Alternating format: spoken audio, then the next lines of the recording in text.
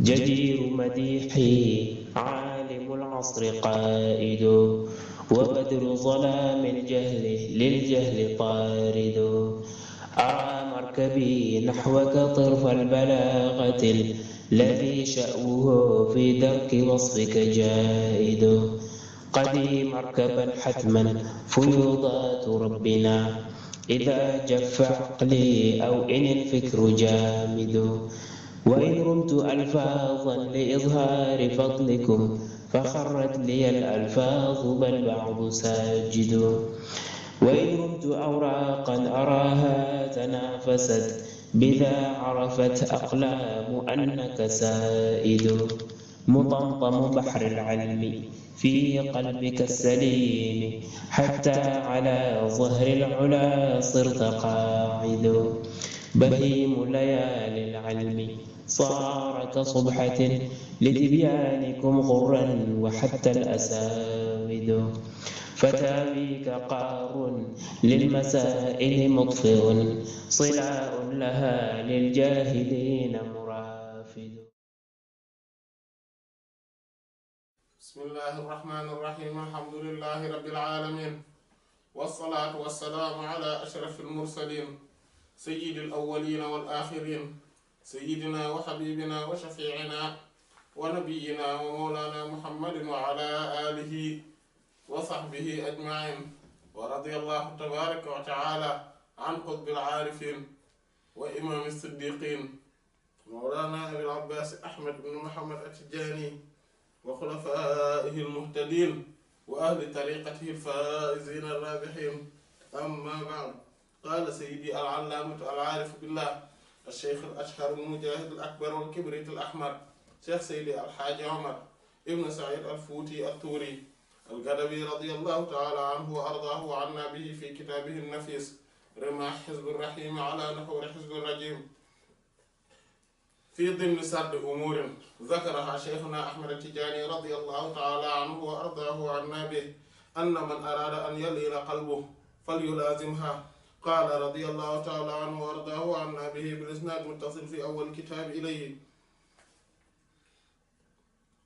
وترك الفرح بالحظوظ العاجلة وترك الحزن من فقدها والانتباه واليقظة من سنة الغفلة بذكر الله عز وجل إلى آخره. Nous sommes donc toujours sur l'énumération des choses, donc des vertus qui permettent d'augmenter la foi. Et parmi les choses que Cheikh Ahmed Tidjani radiyallahu ta'ala anhu a énumérées et qui permettent d'adoucir le cœur. Et donc tout ce qui permet l'adoucissement du cœur permet donc d'augmenter, d'accroître la foi du croyant. Et nous avions vu lors de la séance précédente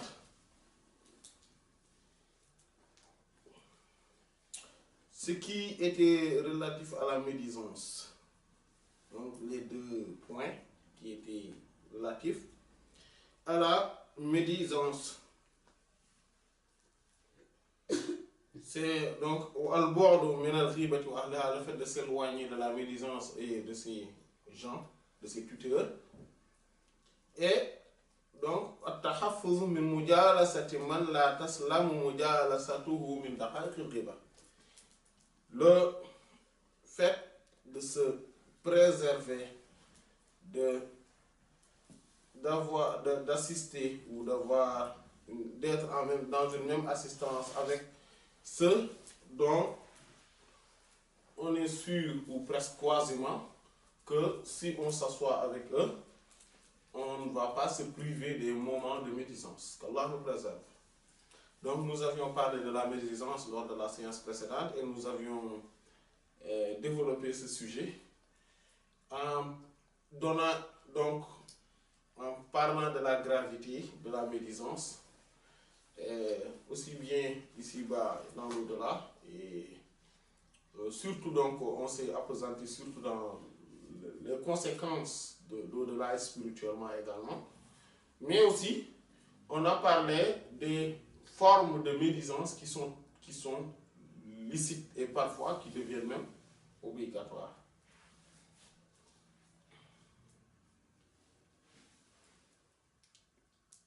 Nous allons voir aujourd'hui donc d'autres points parmi donc ces 24 que Cheikh Ahmed Tidiane a énumérés. Nous allons voir un autre point.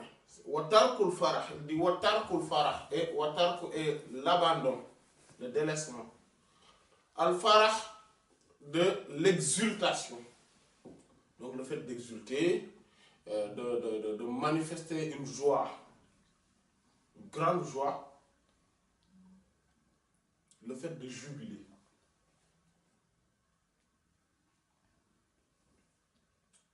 Bil huzuz al-ajila, bil huzuz par les sorts ou les sorts al-ajila relatifs à donc à court terme, voilà. Donc des sorts de la chance, d'une part, une allocation qu'on a eu. Donc ce sont des choses, voilà, qu'on a eu, mais qui sont à court terme, c'est-à-dire qui sont relatifs à ce bas monde. Watarkul huzn est l'abandon de la tristesse, parce qu'il y a deux choses. Il y a donc le fait de ne pas exulter, de ne pas jubiler à cause de quelque chose relatif à ce bas monde qu'on a eu, mais aussi tarkul huzn, l'abandon de la tristesse, min faqdiha, à cause de de son absence, à cause de son manquement, du fait que cela nous a échappé, voilà. Et donc il y a deux choses. Le premier, c'est le fait donc de ne pas, c'est-à-dire que le fait d'acquérir un bien matériel, quelque chose relatif à ça, un poste important, etc., et de jubiler à cause de ça. D'exulter à cause de cela. Mais aussi, la deuxième chose, c'est l'abandon du fait d'avoir une tristesse, parce que tout simplement, il y a un poste qui nous a échappé.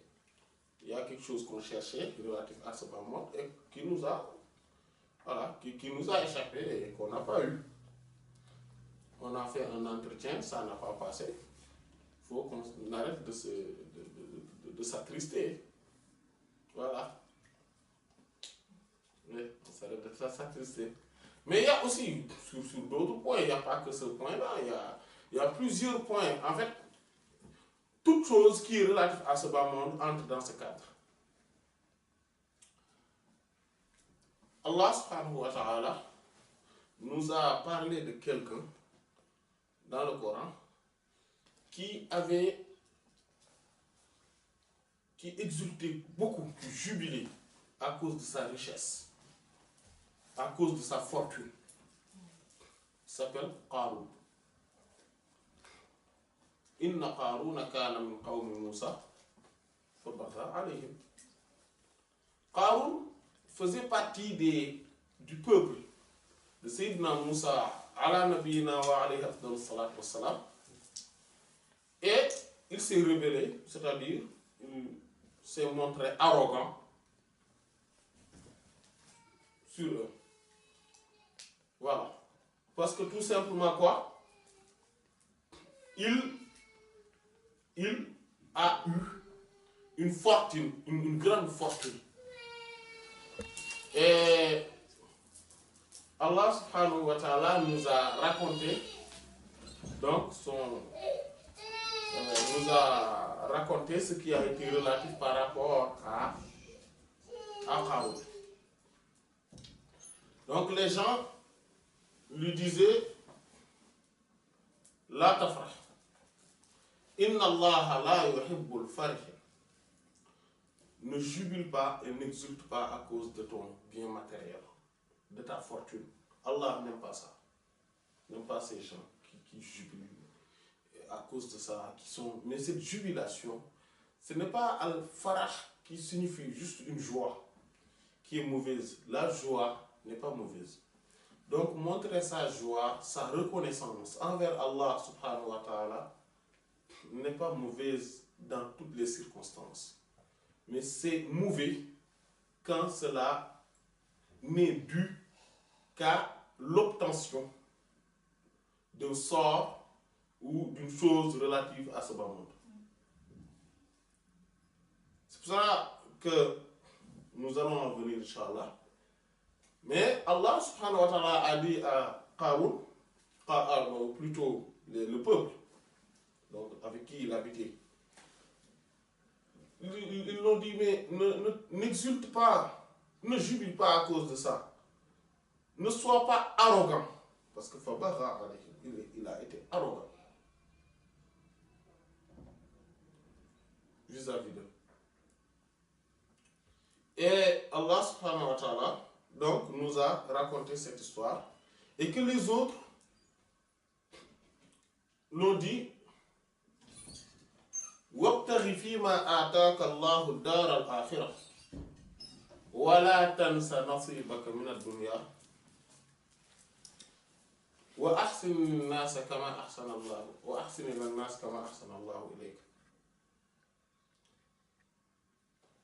Cherche de ce qui t'a été donné, de ce qu'Allah subhanahu wa ta'ala t'a octroyé, la demeure, la dernière, c'est-à-dire la demeure ultime, ultérieure. Et n'oublie pas ta part de ce bas monde. Et sois bienfaisant envers les gens comme Allah subhanahu wa ta'ala a été bienfaisant envers toi. Mais lui, il pense que Allah subhanahu wa ta'ala n'est rien par rapport à tout ce qu'il a eu, par rapport à tout ce qu'il a gagné. Il dit que innama utituhu ala ilmin indi. Allah.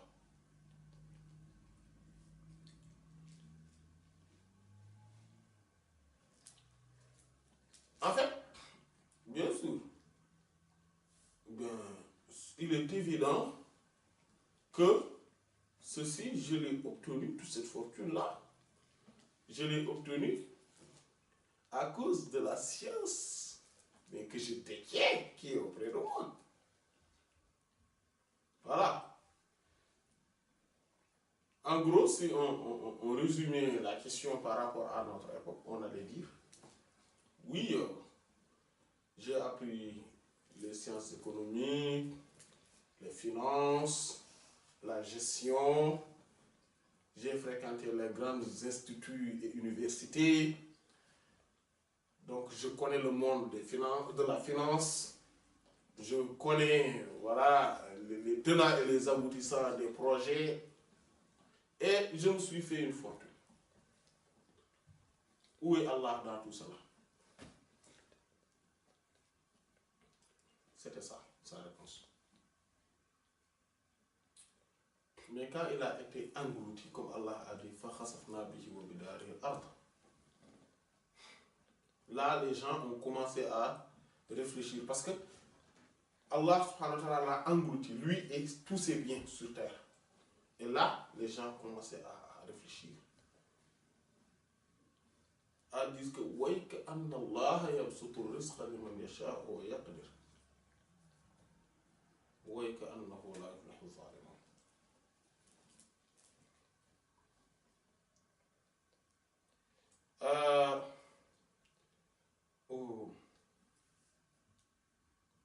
En fait, ils ont vu la chance qu'ils ont eue de ne pas avoir les mêmes biens que Qarun.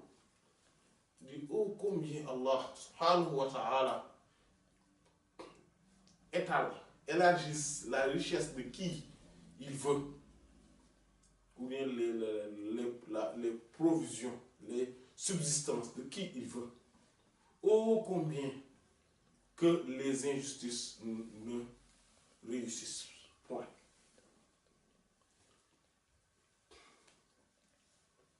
C'est pour cela Allah subhanahu wa ta'ala dit à la fin de l'histoire, tilka darul akhirat naj'aluha lilladhina la yuriduna 'uluwan fil ardi wala fasadan wal 'aqibatu lil muttaqin. Et voilà. Cette demeure, cette dernière demeure-là, nous l'avons préparée, nous l'avons mise en place pour ceux qui ne veulent pas s'exulter, qui ne veulent pas être arrogants sur terre. La yurduna uluwan fil ard. Donc ils ne se montrent pas, ils ne veulent pas, ils n'ont pas l'intention d'être arrogants, de se montrer hautain, voilà, hautain sur terre. Et ils ne veulent pas non plus de la corruption sur terre. Et la fin. La fin des choses appartiendra toujours à la piété ou au pieux. Voilà.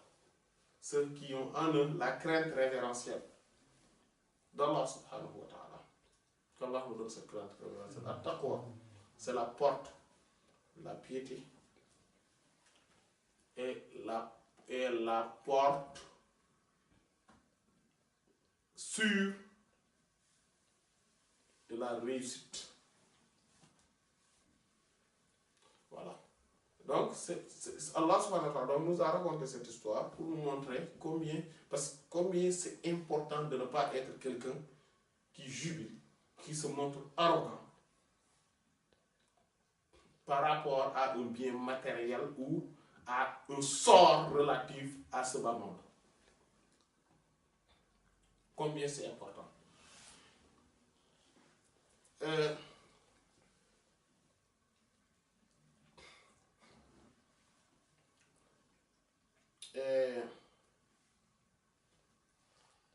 Quand il fera entrer les gens en affaires, il va le dire ذلك بما كنتم تفرحون في الأرض بغير الحق وبما كنتم تمرحون. Vous êtes entrés ici en affaires, dans le feu, parce que tout simplement vous étiez arrogant, vous vous jubilez, exultez sur terre sans aucun droit, et que vous étiez en train d'être arrogant, voilà, d'être orgueilleux par votre orgueil. C'est pour ça que le bon caractère commence d'abord par la modestie, par l'humilité. C'est pour cela que le hadith l'a dit, que l'enfer et le paradis, c'est comme si ils ont eu une discussion entre tahajjat an-nar wal jannah. Wa qalat al-jannat ma li illa al-du'afa wal fuqara. Wa qalat an-nar ma li la yadkhuluni illa al-mutakabbirun.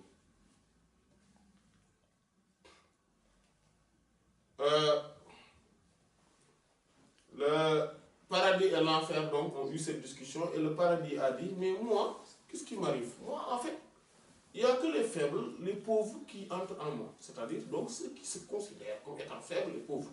C'est-à-dire ceux qui sont vêtus de la modestie, de l'humilité. Non seulement devant Allah subhanahu wa ta'ala, mais devant les créatures. Et l'enfer va dire moi aussi, hein, mais qu'est-ce qui m'arrive là? Parce que moi, il n'y a que les orgueilleux, les gens, voilà, hautains, que je reçois, qui sont là. C'est pour cela qu'il faut faire très attention par rapport à ces caractères, à ces attitudes qu'Allah nous préserve. Et ceci dit, il y a d'autres formes d'exultation qui sont bien. Comme Allah subhanahu wa ta'ala nous l'a dit dans le Coran, قُلْ بِفَضْلِ اللَّهِ وَرَحْمَتِهِ فَبِذَلِكَ فَلْيَفْرَحُوا هُوَ خَيْرٌ مِّمَّا يَجْمَعُونَ. Dit par la grâce d'Allah, Allah, la faveur, infinie d'Allah et par sa miséricorde. Voilà pourquoi ils doivent s'exulter. Voilà ce qui mérite de se jubiler. Et ceci est meilleur que tout, que tout ce qui ressemble. C'est-à-dire que tout le bien matériel, tout ce qui sort relatif, la chance, la part des choses, les allocations relatives, les quotas de toutes choses relatives à ce bas monde qui regroupe, voilà ce qui est meilleur. C'est-à-dire avoir la faveur d'Allah subhanahu wa ta'ala et sa miséricorde. Fadlullah wa rahmat. Et vous savez, cette faveur d'Allah, et vous savez, cette miséricorde d'Allah, ce n'est rien d'autre que qui? Sayyidina Muhammad. Sallallahu alayhi wa sallam, il mérite de s'exulter pour lui, de jubiler pour lui, de montrer sa joie pour lui, d'être content manifestement par rapport à lui et à tout ce qu'il nous a amené, sallallahu alayhi wa sallam. Oui, il est la grande faveur d'Allah et il est la grande miséricorde d'Allah. Comme lui-même il l'a dit, innama ana rahmatul muhdad.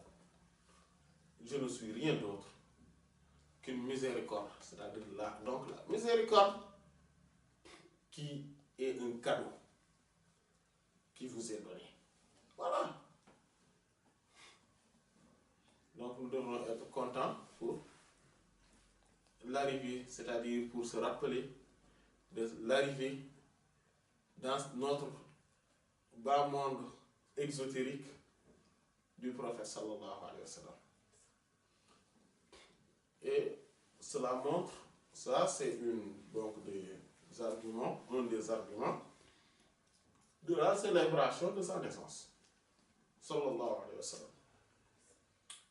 Et donc, on doit exulter par rapport à tout ce qui est relatif au Coran, à la sunna du prophète. Sallallahu alayhi wa sallam. Comme le prophète lui-même l'a dit, sallallahu alayhi wa sallam, à Abu Dujana, quand il se montrait, il avait montré une certaine arrogance dans la bataille de Uhud. Et il dit, voici un acte qu'Allah subhanahu wa ta'ala, un comportement qu'Allah subhanahu wa ta'ala haït. Sauf dans des lieux comme ça, il aime. Dans des lieux comme ça, dans des endroits comme ça, devant l'ennemi. Voilà.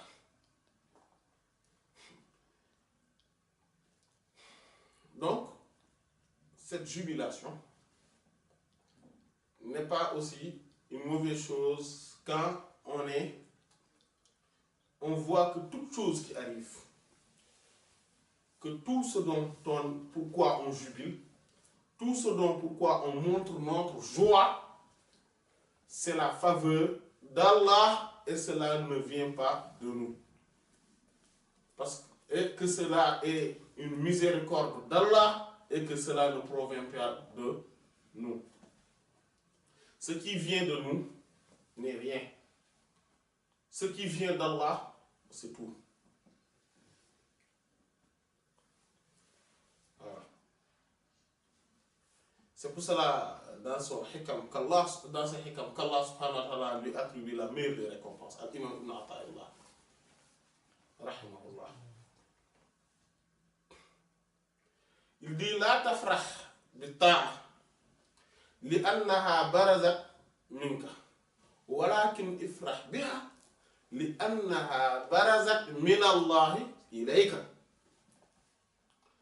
Ne sois pas joyeux, exultant par rapport aux actes d'obéissance, parce que tout simplement cela provient de toi, cela a émané de toi. Non.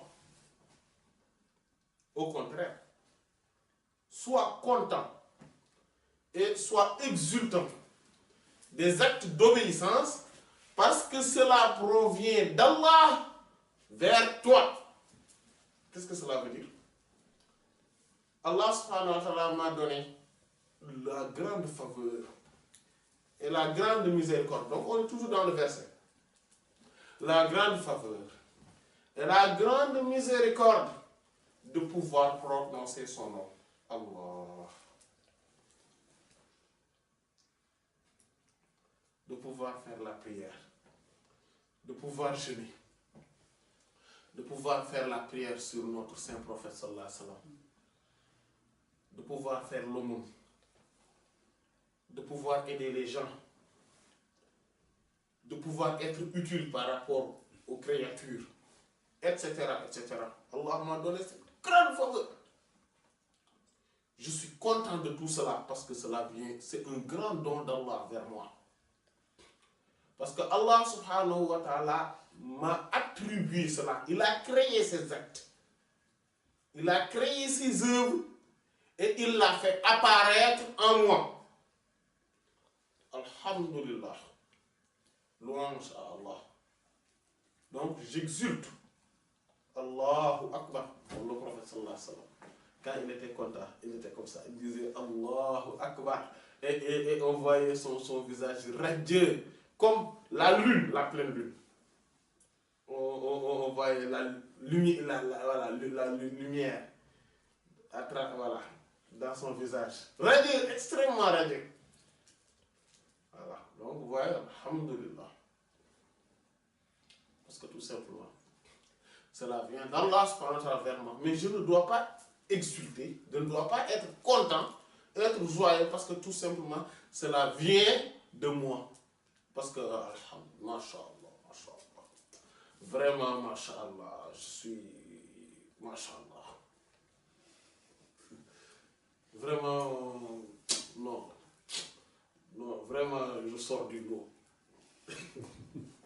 Qu'Allah nous préserve. Vous savez, ça, comment ça s'appelle? Ça s'appelle l'infatuation. C'est-à-dire auto-émerveillement. Cela fait partie des pires actes. Les actes les pires qui annulent les actions. L'infatuation, l'auto-émerveillement, annule l'action de son tuteur. Qu'Allah nous préserve. Et si c'est un acte, c'est-à-dire s'il est comme ça, si le gars il est comme ça, c'est pour ça Allah subhanahu wa ta'ala il a dit la tubtilu, il a dit la tubtilu sadaqatikum bil manni wal adha. N'annulez pas vos dons, vos aumônes par cette façon de montrer que voilà, ces choses viennent de vous. Alors c'est al-man, c'est-à-dire le fait de dire à quelqu'un, oui, si c'était pas moi, hein, tu n'allais pas, hein, voilà. Wal adha, ou bien tout simplement de mauvaises paroles qui peuvent gêner, qui peuvent provoquer le gêne vis-à-vis de celui à qui on a donné le monde. Parce que si on donne le monde, après on a ces genres de paroles, ou on a ces genres de comportements, tout simplement, notre aumône se voit annulé. Et ainsi est tout acte. Si on est serviable par rapport à quelqu'un, il faudrait le faire avec effacement. On le fait, et après, c'est pas nous, c'est Allah. C'est pour ça, vous savez, c'est une bonne coutume, une bonne chose que nous, les Wolof, voilà, nous faisons. Voilà, alhamdulillah, cette fois-ci, c'est une bonne chose. En disant, quand on donne le monde, on dit Am, Yalla Jokhla. C'est-à-dire que prends, Allah te donne. Voilà, tiens, c'est Allah qui te donne. Parce que c'est un hadith aussi. Le prophète sallallahu alayhi wa sallam a dit que quand quelqu'un donne le monde, cela, c'est que c'est mis sur les mains d'Allah. Ça tombe sur les mains d'Allah avant de tomber sur la main du receveur. Imaginez-vous cette grande faveur que celui qui reçoit le monde nous a fait. Cette grande faveur. Parce que nous, on donne, En fait, on le met entre les mains d'Allah. Et maintenant, c'est Allah qui lui verse lui. C'est pour cela que Sayyidat Aïcha, quand il avait eu de la viande et il avait donné à certains, et il a dit mais il ne reste que ça. On n'en a que ça. Moi, j'en ai que ça. Le prophète sallallahu alayhi wa sallam a dit non, tu en as perdu que ça. C'est-à-dire que ça, tu vas le manger maintenant et c'est fini. Alors que ce que tu as donné, ça va maintenant rester jusqu'au jour de la résurrection et pour l'éternité. En fait, c'est en donnant, au moment où on donne, qu'on est en train de recevoir la chose la plus grande, la plus magnifique. Au moment de donner, parce que c'est ce qu'on a donné réellement qu'on a reçu de la part d'Allah subhanahu wa ta'ala. Mais ce qu'on a consommé nous-mêmes, pour nous-mêmes, en fait c'est fini, parce que c'est éphémère. C'est pour cela que à chaque fois, c'est pour cela que celui qui donne est toujours receveur. Est toujours receveur. Celui qui donne, au moment de donner, il a reçu. Et il a beaucoup gagné. C'est pour cela le malin, c'est-à-dire que le doué de raison, lui, comment ça s'appelle? Il fait des placements. Placements.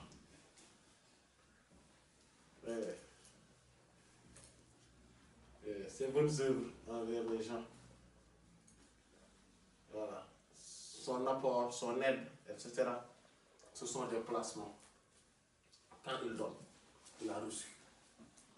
Et c'est ce qu'il a donné qu'il a reçu.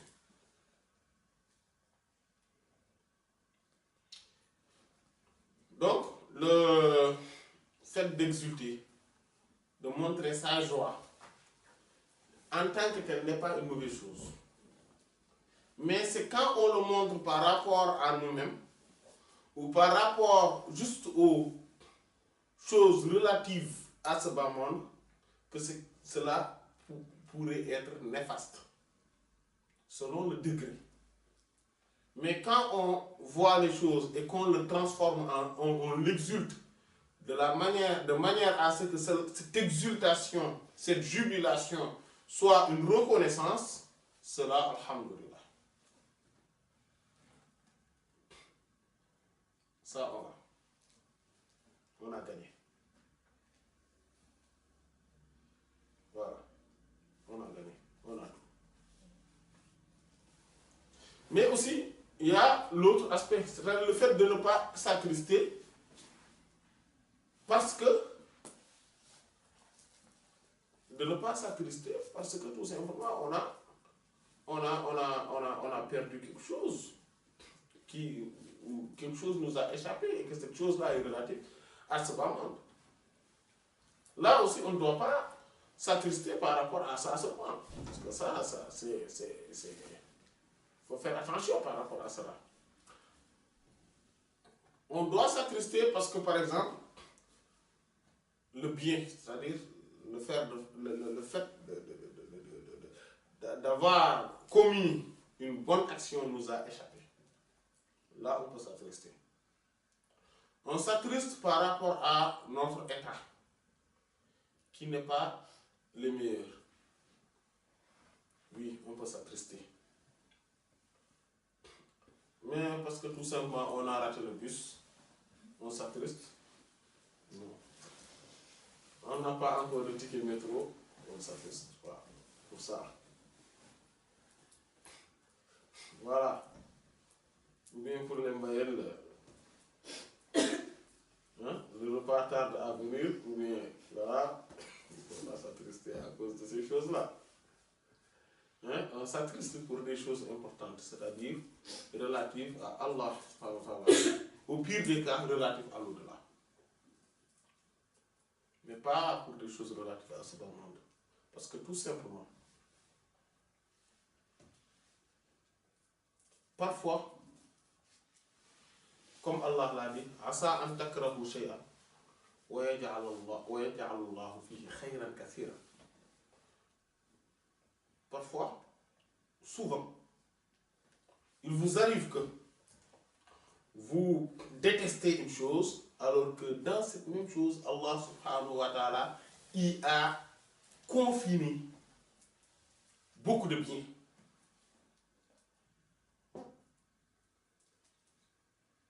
C'est important. C'est très important. Donc il ne faut pas s'attrister par rapport à ce qui nous est arrivé, par rapport à ce qui nous a touchés, par rapport à ce qui nous a été privé. Non. Et rien que le fait d'être patient, d'être endurant, de supporter ce sort, de supporter ce décret d'Allah subhanahu wa ta'ala, de supporter le destin, cela suffit largement comme bienfait. Le simple fait que cette chose nous ait échappé et qu'on puisse savoir à partir du fait que cela nous ait échappé qu'on est faible et qu'on se retourne envers Allah subhanahu wa ta'ala, on a tellement gagné par rapport à cela. Parce que si cette chose-là ne nous a pas été privée, on ne se serait pas retourné et soumis devant Allah subhanahu wa ta'ala de cette manière. Non.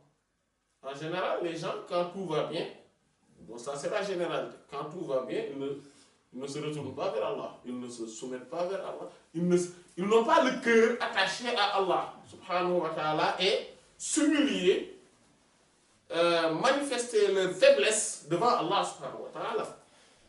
Mais quand les choses vont relativement mal, en tout cas vis-à-vis de ce bas monde, voilà, les gens commencent à se retourner vers Allah, vont faire des doigts, voilà, des invocations, ils vont montrer leur modestie, ils disent, ah oui, il faut faire des doigts pour moi, parce que oui, en fait, c'est une forme de modestie. Et ils vont commencer à savoir à être conscients aussi de leur faiblesse, voilà, de leur faiblesse, physique, matérielle, spirituelle, etc., économique, etc.,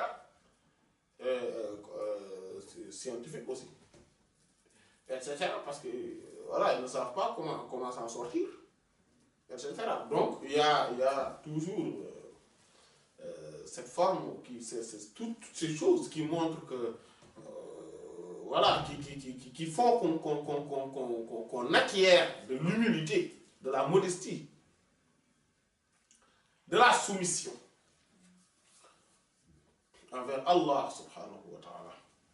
Et ça, c'est encore beaucoup plus grand que quoi? Que ce qui nous a échappé, que ce qu'on a perdu, que ce qu'on a manqué.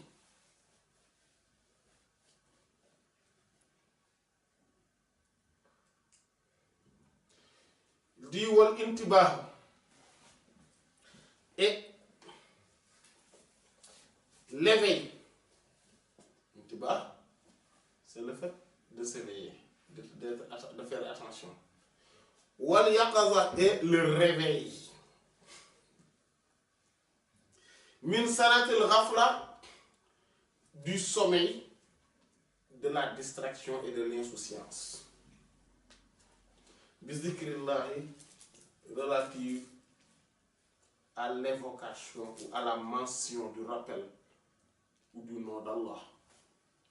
Azza wa Jalla, tout puissant et majestueux soit-il.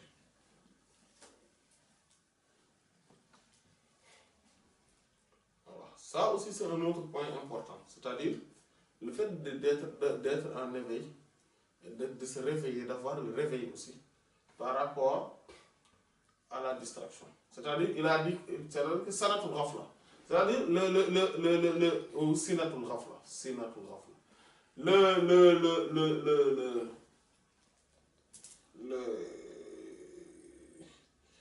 la distraction et l'insouciance, la négligence, il l'a qualifié de sommeil. Voilà. En fait, ce n'est pas totalement al-nawm, c'est-à-dire le fait qu'on est en train de dormir. Ce sommeil-là, mais par rapport au fait qu'on a envie de dormir. Voilà, il y a une différence entre, bon, je sais pas, parce que, voilà, par rapport au français. Voilà, la somnolence, voilà. La somnolence. Voilà. En fait, quelqu'un qui est il est dans la somnolence, dans la distraction. Il ne sait pas réellement, il n'est pas complètement éveillé par rapport à tout ce qui se passe. Pour lui, rien ne se passe. Les choses se passent, la gravité est là, le danger le guette, et lui, il pense que rien ne se passe. C'est ça. C'est comme s'il entendait qu'il y a dans le bâtiment, là où il est, un incendie, et il est là, il ne se rend pas compte. Parce qu'il est dans la distraction, dans l'insouciance. Il voit que la porte, sa porte, il y a de la fumée qui commence à entrer dans la porte de son appartement. Il voit qu'il y a des flammes, mais il ne s'est pas rendu compte. Au moment où il est en train de somnoler, il ne se rend pas compte de ce qui se passe. C'est pareil pour quelqu'un qui n'a pas cet éveil par rapport à tout ce qui est relatif à l'au-delà. Mais parmi ce qui aide à cet éveil, il y a le rappel, c'est-à-dire le fait que les gens, le fait d'assister dans les séances de science et de sagesse, cela aide à avoir cet éveil. Il y a aussi le fait d'être accompagné d'une personne sincère qui donne des conseils et avec qui, quand on parle avec lui, il est sincère dans ses propos et à un moment donné, donc cela nous permet de s'éveiller. Voilà. Comme قل إنما أعظكم بواحدة أن تقوموا مثنى وفرادى ثم تتفكروا ما بصاحبكم من جنة. Le Coran, Allah. Le Coran est impressionnant. Allah. Le Coran, non, c'est impressionnant. Là, en fait, la façon dont il traite les choses et il parle avec les croyants ou de manière générale, avec tous ceux qui ne sont pas dans cet éveil, c'est d'une façon particulière, singulière, exceptionnelle et impressionnante. Il dit au prophète sallallahu alayhi wa sallam, dis-leur. Parce que eux, quand ils sont en groupe comme ça, parce que c'est important ça, parce qu'il fait partie de ce qui pousse les gens à ne jamais avoir un éveil, il y a le fait d'être dans un groupe. C'est-à-dire que l'effet du groupe, de masse, de la foule. Donc, chacun, comme tout le monde là, il y a beaucoup de gens là qui sont ici. Et qui sont dans ces délires-là. Cela ne me permet jamais d'avoir un recul. C'est pour cela que ceux qui sont souvent dans des groupes, dans des sectes, dans des groupes égarés, ils ne s'en sortent pas si rapidement et si vite. Parce qu'ils n'ont pas le recul. Pour eux, non, c'est pas, non. Comme tout le monde est là, vous voyez, les gens, ils sont là, ils sont en train de dire ça, etc. Donc c'est normal. C'est ça la vérité. Non, mais les gens là, pour eux, il n'y a pas une issue pour réfléchir ou pour avoir un recul. C'est pour cela que Allah dit au prophète sallallahu alayhi wa sallam, donc dis-le. Donc, c'est-à-dire comme nous là, parfois on est dans une société où, voilà, on parle de Dieu, d'Allah subhanahu wa ta'ala, rarement. Hein? On est dans les mouvements, des allers-retours, par-ci, par-là. On est englouti, absorbé par les activités de ce bas monde, etc. Et donc, ce qui fait que on n'a pas cet éveil-là. Etc. Donc ça, il dit donc au prophète sallallahu alayhi wa sallam, dis-le, je vous exhorte juste sur une chose.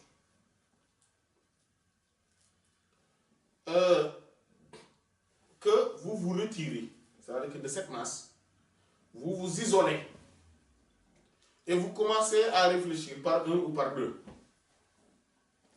Vous allez savoir que votre compagnon n'est pas victime du djinn. C'est-à-dire que le prophète, sallallahu alayhi wa sallam, parce qu'eux, ils se plaisaient et ils se confortaient à dire tout simplement que non, mais c'est que, en fait, tu sais, ce qu'il est en train de dire là, c'est parce qu'il y a un djinn qui l'a. C'est un djinn, quoi, qui l'a hanté.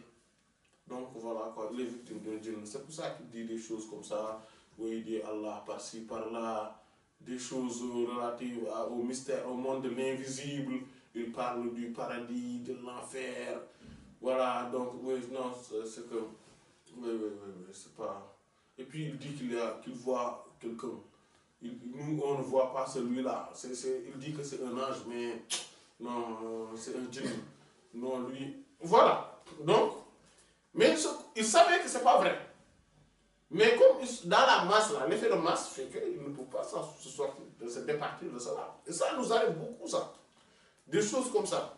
Tant qu'on est dans la masse, on sait pertinemment que nous sommes en train de faire fausse route sur une question donnée, sur un plan, mais on ne veut pas sortir de la masse. Et on est fermé sur des principes qui en réalité ne relèvent de rien du tout. Quand on dit à quelqu'un, ce que tu fais, c'est pas bien, il dit que oui, mais nous, notre cher, mon cher, le cher, et nous, il leur a dit ça, et nous tous, on fait ça, etc. Tout ça. Et ils sont dans ce délire-là. Pour eux, rien ne peut les empêcher ou de continuer dans ce délire, et rien ne peut les faire revenir pour qu'ils réfléchissent au moins en sachant que ça, au moins, ce n'est même pas logique. Mais non, ils disent que non, nous, on est le groupe de tel, on fait ça, etc. Et ça, on le voit beaucoup. On le voit beaucoup. Les exemples sont, en tout cas, sont presque infinis. Les exemples sont presque innombrables. Voilà. Et ce qui est à l'origine de cela, c'est parce qu'il y a l'effet de masse. Mais quand les gens commencent maintenant à s'éloigner de ce milieu naturel-là, où ils se confortaient à tout cela, à un moment donné, ils commencent à avoir un éveil. Ils commencent à avoir un éveil. Ils commencent à se réveiller. Parce qu'ils vont commencer à entendre des choses ou à lire des choses qui les interpellent obligatoirement. Et ils vont se dire que, mais attention, mais ce que je suis en train de lire, ce que je suis en train de voir là, je ne peux pas douter de la véracité de cela. Et puis, ils vont commencer à voir que tout ce qu'ils avaient considéré comme étant des vérités absolues n'étaient en réalité que des vérités relatives, c'est-à-dire qui ne sont vraies que dans son milieu. Et qui sont probablement des faussetés et des contre-vérités. Et là, il va commencer à maintenant, il va commencer à réfléchir, à penser, à cogiter, à méditer. C'est pour ça que je dis, puis vous allez cogiter, méditer, réfléchir. Voilà. Donc ça fait partie des choses qui donnent de l'éveil. Cela fait partie, il y a parmi ceux qui donnent de l'éveil, il y a le zikr, la permanence dans le zikr. Quand on nomme le nom d'Allah subhanahu wa ta'ala, on ne peut pas être dans l'insouciance. En tout cas, si cela perdure. Si cela perdure, on ne peut plus être dans l'insouciance. On ne peut pas ne jamais se rappeler d'Allah subhanahu wa ta'ala. On se rappelle d'Allah tout le temps. C'est pour cela que l'éveil par rapport au zikr, c'est-à-dire au fait de penser à Allah, de se rappeler d'Allah, d'avoir, c'est-à-dire que le cœur attaché à Allah subhanahu wa ta'ala, est relativement plus facile si on est dans un bon cadre que l'éveil par rapport à une idéologie. Par rapport à une idéologie ou un ordre d'idées sur des questions données, surtout si ces croyances-là relèvent de la coutume, d'une culture, d'une civilisation, de l'appartenance à une ethnie ou à un secte, à un groupe donné, là, et même confrérique, cela pourrait être très difficile. Ah oui, c'est extrêmement difficile. Qu'Allah nous préserve. Qu'Allah nous préserve de l'égarement.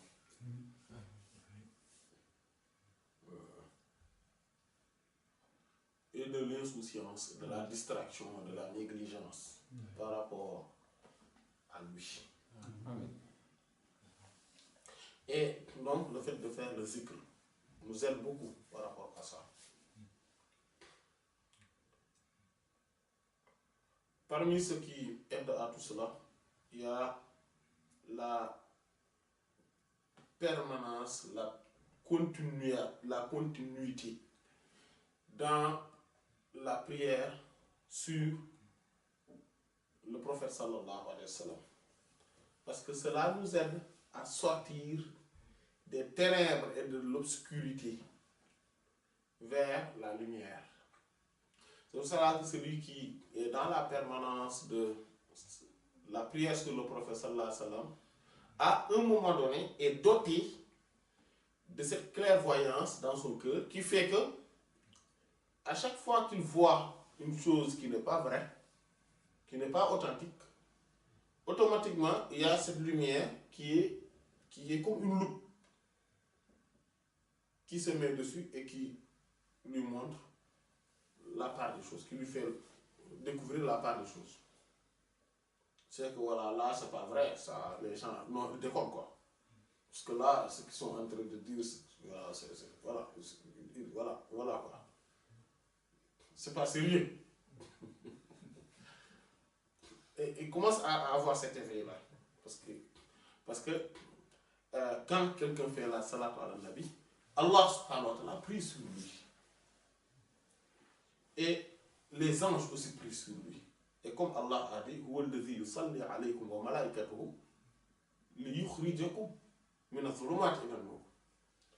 c'est lui, Allah,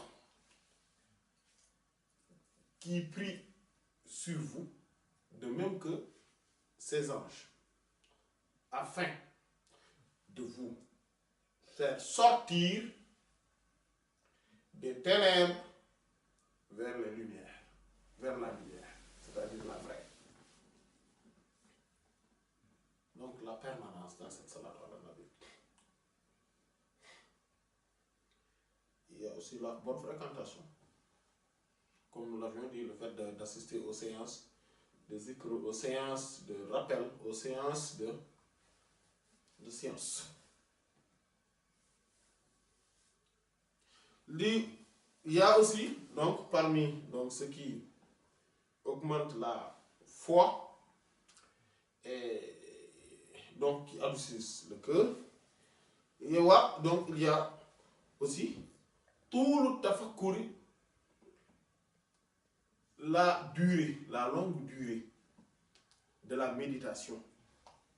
Fil mawti, au sujet de la mort, wal qabr, et de la tombe, wa sa'ir ahwalihi, et de l'ensemble ou du restant, parce que le sa'ir, ça signifie le restant, et ça signifie l'ensemble aussi. Ahwalihi, donc de ses tourments, ila yawmil qiyamati, jusqu'au jour de la résurrection. Voilà, tout ce qui se passe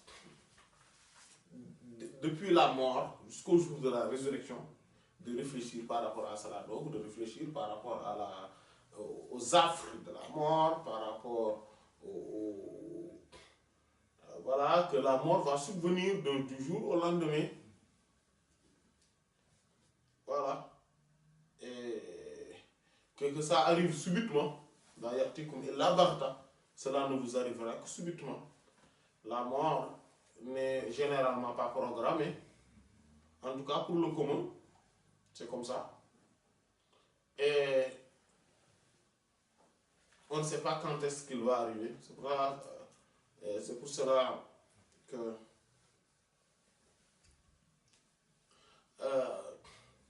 le prophète sallallahu alayhi wa sallam a dit, c'est Abdullah ibn Umar ibn Khattab radiyallahu ta'ala anhuma, il dit kun fi dunya kal comment quand il dit aw abir sabil ka gharib aw abir sabil. Voilà. Donc soit dans ce bas monde comme quelqu'un qui est juste un étranger de passage, ou bien quelqu'un qui passe sur un pont, c'est-à-dire une voie. Quelqu'un qui passe sur une voie, cette voie-là, je marche en passant devant la rue, là, traversant la rue, voilà, c'est-à-dire traversant la rue. Je ne marche pas au long de la rue, tout le long de la rue, non. Je marche en traversant la rue. Ça, je ne peux pas avoir beaucoup En fait, je ne peux pas programmer beaucoup de choses par rapport à la rue. Je n'habite pas là. Voilà. Ya ayyuhal bani mahalla diyafatin. Alam ta'laman anna al-jalaa qarib.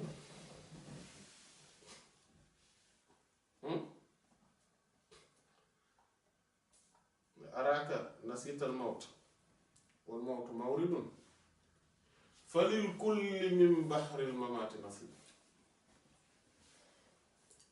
Voilà, c'est là où ça commence. Je te vois, c'est le Hajj Malik dans son Zadil, je te vois comme étant quelqu'un qui a oublié la mort. Alors que la mort est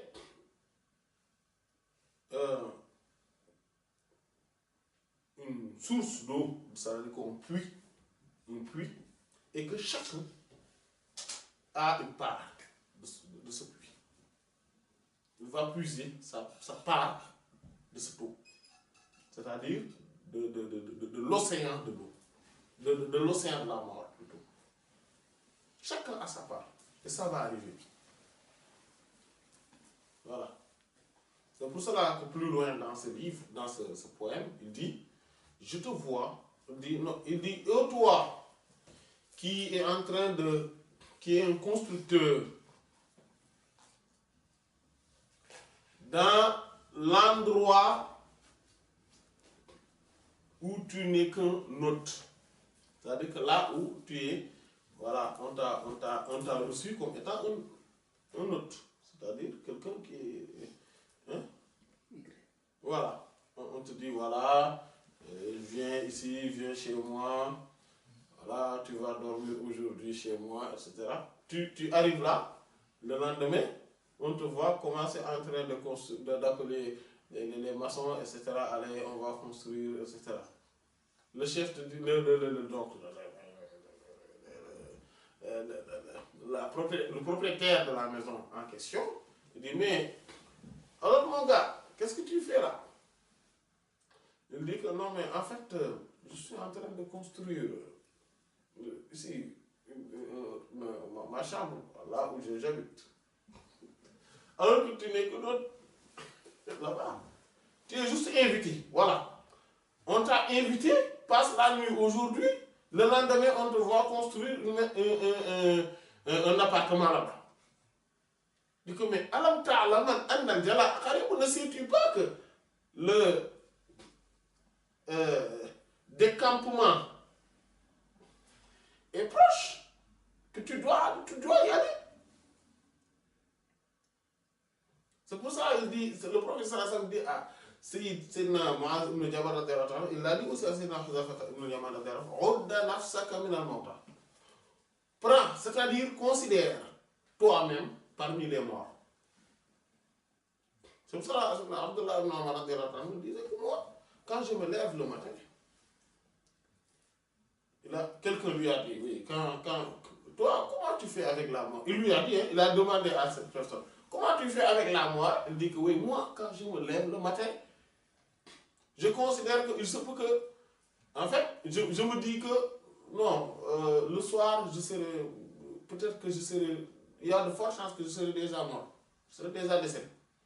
Et le soir, quand le soir arrive, c'est-à-dire donc la nuit, on est à la tombée de la nuit, je considère que, oui, peut-être que le lendemain, je ne serai pas là.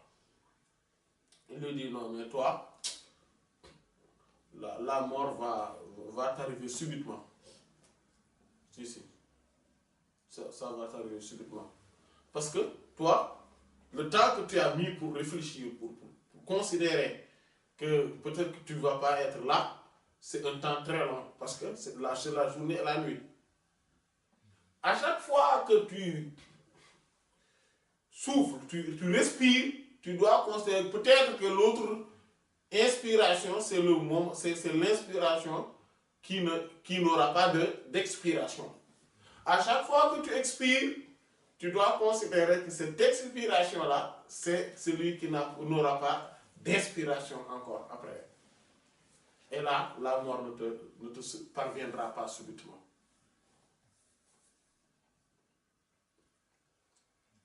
Donc réfléchir par rapport à la mort, ça va arriver de toute façon. Parce que tout le monde, nous tous, on le sait.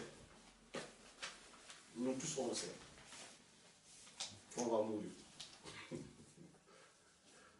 Voilà. Le moins doué d'intelligent, c'est qu'un jour viendra, hein, vu que tout le monde est en train de partir un à un jour viendra, lui aussi il va partir. Ce sera son tour. On est d'accord? Voilà.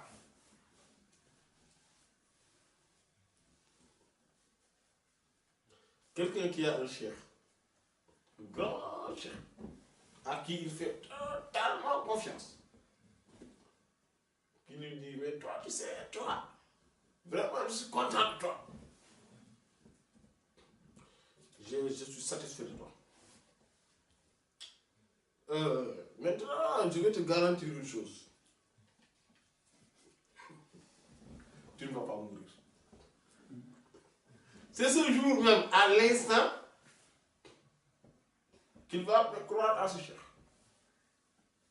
Donc tout le monde sait qu'il va mourir. Donc vaut mieux s'y préparer. Et ça arrivera.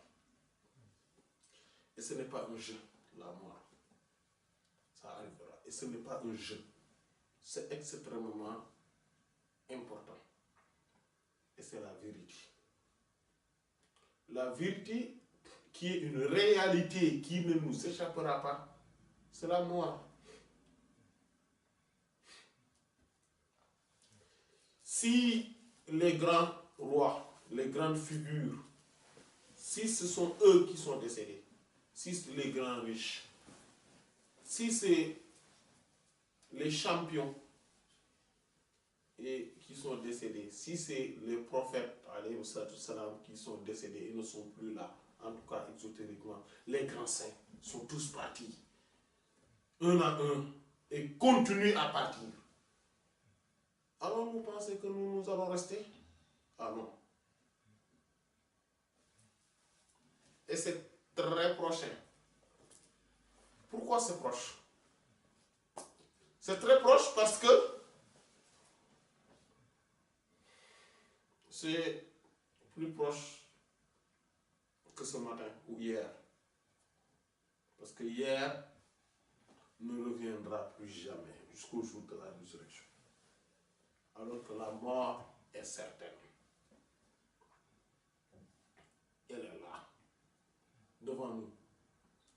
Si on courit pour aller à son encontre, aussi, cette même course est la course pour aller vers lui. Vous verrez. Donc elle est là. Elle est certaine. Personne ne va en échapper. Comme personne ne va en échapper, vaut mieux le préparer. Vaut mieux y réfléchir. Et cela fait partie de ce qui montre que quelqu'un a sa foi qui augmente. Et ce qui montre que quelqu'un est dans la vérité et qui a un cœur normal. C'est-à-dire qu'il n'est pas malade, gravement malade, ou même mort, parce que le cœur devient malade et meurt aussi. Celui qui n'a pas le cœur malade et mort, parmi les signes, c'est le fait qu'il se rappelle très souvent de la mort. Oui, maintenant, les pseudo-soufis comme moi, comme nous, de manière générale, bon, je dis moi, parce qu'en fait, voilà. Et on est nombreux de ce type de pseudo-soufis. On ne parle plus de la mort. On ne parle plus de ce qui arrive dans la tombe, parce que la tombe aussi est une réalité. Et c'est une demeure. Et les questions sur la tombe arrivent. Les anges vont nous questionner dans la tombe. Et vous avez vu, il a dit, et tous les tourments, ce sont des choses tumultueuses. Beaucoup tumultueuses, qui sont des turbulences, qui sont des réalités gravissimes. Et ça, il faut s'en rappeler. Cheikh Tidjani nous dit cela. Il faut qu'on pense à cela. Ce sont des réalités qui vont arriver. On ne peut pas en échapper. Maintenant, nous, on préfère de ne plus jamais parler de la mort, comme si le Coran n'en a jamais parlé. C'est comme si le prophète sallallahu alayhi wa sallam n'en a jamais fait mention.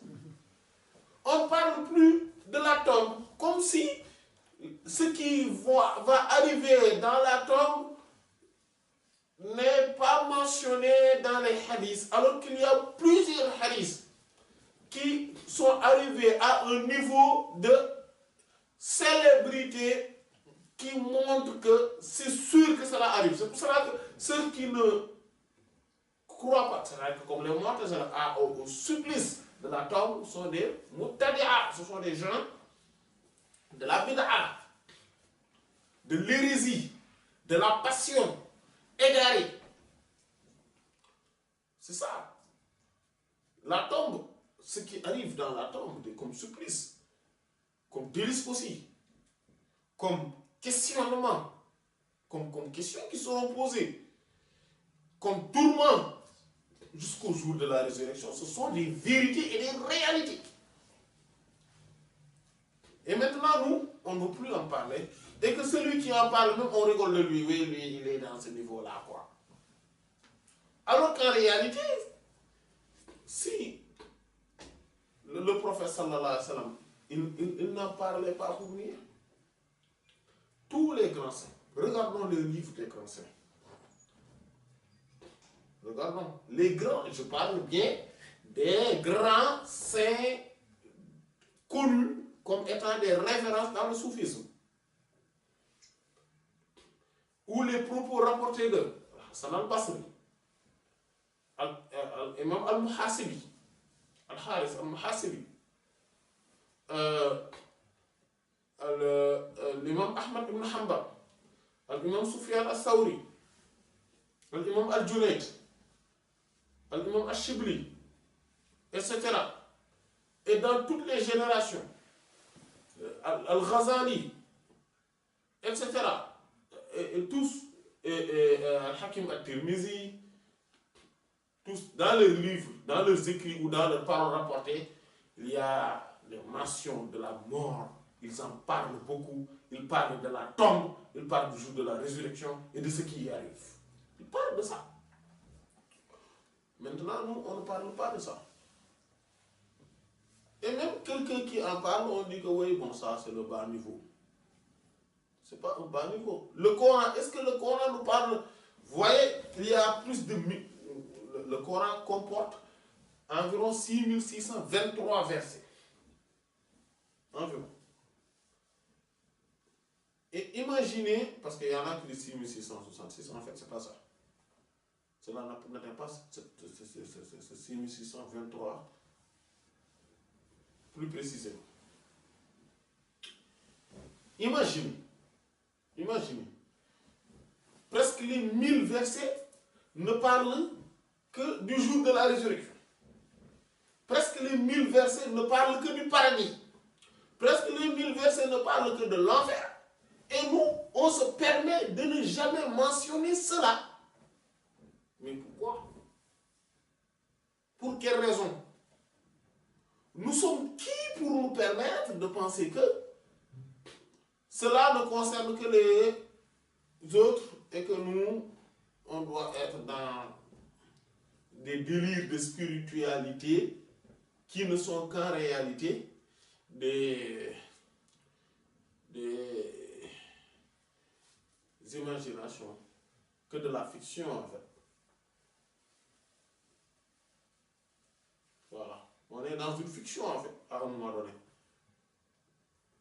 Les pseudo-soufis.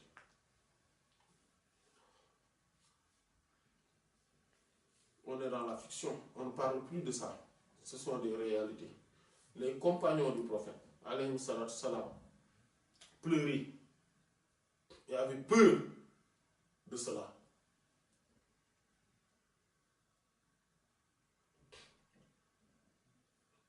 Sayyidina Abu Bakr, radiyallahu ta'ala anhu, a traversé sur un chameau ou un cheval, en tout cas sur sa monture, quelqu'un qui récitait le Coran en parlant du jour de la résurrection et en disant que la Sirat, donc ce pont-là qui sera au-dessus de l'enfer, il dit wa in minkum illa wariduha kana ala rabbika hatman maqdiya. Personne n'y échappera. Il y a personne entre vous sauf qu'il va le traverser. Et ça c'est sûr. Allah subhanahu wa ta'ala en a décidé de manière impérative. Mais il est tombé de sa monture et s'est évanoui à cause de la peur qu'il a hantée. Parce que lui, il savait c'est quoi. Et peut-être qu'on va venir dans une... Pour terminer, une anecdote qui est plus proche de nous, et que nous, peut-être qu'on l'a tous entendu, qu'on l'a tous vu. Cheikh Hadj Abdelaziz,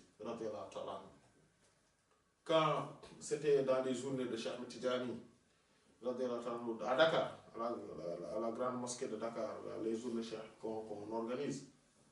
Et je me rappelle très bien, c'était Oustaz Barham. Non, c'était pas Oustaz Barham. Oustaz Barham était là-bas. Oui, je pense que c'était lui, même si c'était lui qui faisait le discours. Lisant un discours, en tout cas,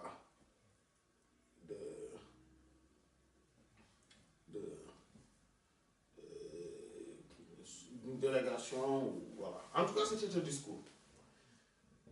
Et quand il parlait, c'est bien lui, je me rappelle très bien, parce que voilà.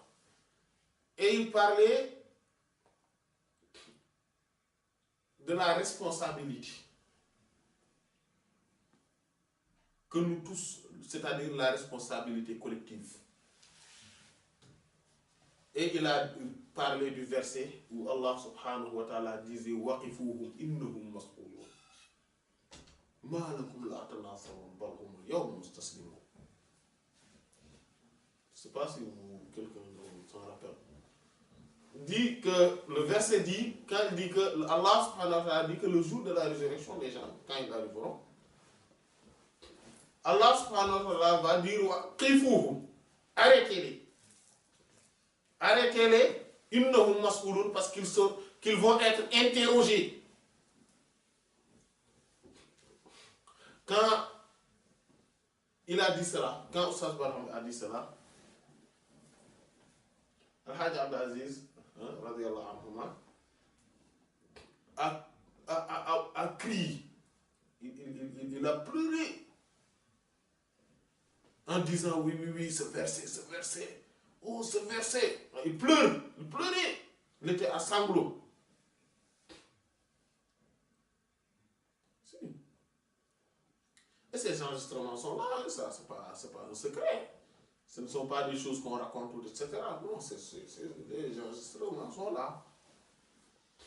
Pourquoi il a peur de tout ça? Pourquoi?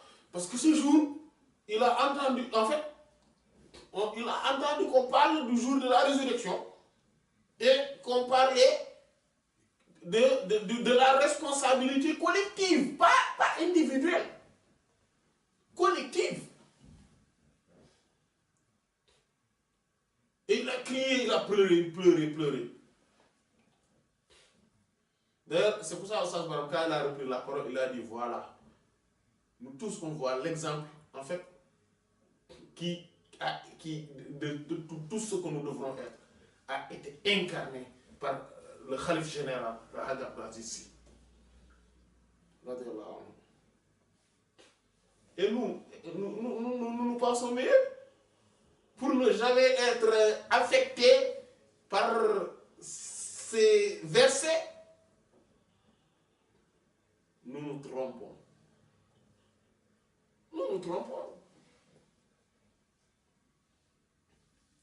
Et c'est connu ça. C'est quelqu'un qui n'est pas sensible au Coran, n'est pas sensible aux versets qui parlent de l'au-delà. Les compagnons, comme Abdullah ibn Mas'ud disait,